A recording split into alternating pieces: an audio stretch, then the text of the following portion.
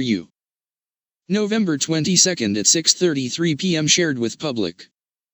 The party switch. Historical fact or pervasive myth? Once upon a time, every student of history, and that meant pretty much everyone with a high school education, knew this: the Democratic Party was the party of slavery and Jim Crow, and the Republican Party was the party of emancipation and racial integration. Democrats were the Confederacy and Republicans were the Union. Jim Crow Democrats were dominant in the South and socially tolerant Republicans were dominant in the North. But then, in the 1960s and 70s, everything supposedly flipped. Suddenly the Republicans became the racists and the Democrats became the champions of civil rights.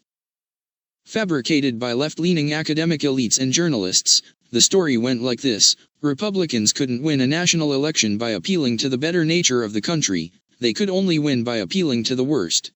Attributed to Richard Nixon, the media's all-purpose bad guy, this came to be known as the Southern Strategy. It was very simple. Win elections by winning the South. And to win the South, appeal to racists. So, the Republicans, the party of Lincoln, were to now be labeled the party of rednecks. But this story of the two parties switching identities is a myth. In fact, it's three myths wrapped into one false narrative. Let's take a brief look at each myth in turn. Myth number 1. In order to be competitive in the South, Republicans started to pander to white racists in the 1960s.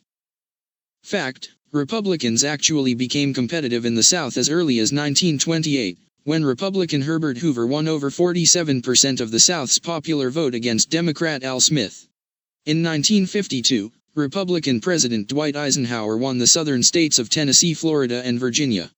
And in 1956, he picked up Louisiana, Kentucky, and West Virginia, too. And that was after he supported the Supreme Court decision in Brown v. Board of Education that desegregated public schools, and after he sent the 101st Airborne to Little Rock Central High School to enforce integration. Myth number 2. Southern Democrats, angry with the Civil Rights Act of 1964, switched parties.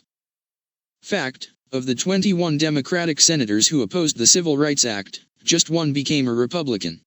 The other 20 continued to be elected as Democrats, or were replaced by other Democrats. On average, those 20 seats didn't go Republican for another 2.5 decades.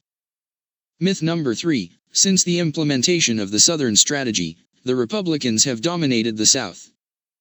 Fact: Richard Nixon, the man who is often credited with creating the Southern Strategy, lost the Deep South in 1968. In contrast, Democrat Jimmy Carter nearly swept the region in 1976, 12 years after the Civil Rights Act of 1964.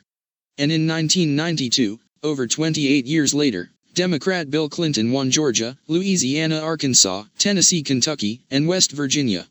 The truth is, Republicans didn't hold a majority of Southern congressional seats until 1994, 30 years after the Civil Rights Act. As Kevin Williamson of the National Review writes, if Southern rednecks ditched the Democrats because of a civil rights law passed in 1964, it is strange that they waited until the late 1980s and early 1990s to do so.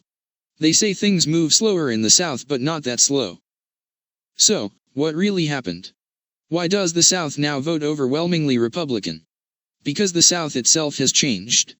Its values have changed. The racism that once defined it doesn't anymore. Its values today are conservative ones: pro-life, pro-gun, and pro-small government. And here's the proof: Southern whites are far more likely to vote for a black conservative, like Senator Tim Scott of South Carolina, than a white liberal. In short, history has moved on. Like other regions of the country, the South votes values, not skin color. The myth of the Southern Strategy is just the Democrats' excuse for losing the South, and yet another way to smear Republicans with the label racist. Don't buy it. I'm Carol Swain, Professor Emeritus of Political Science and Law at Vanderbilt University, for Prager University. 4.3K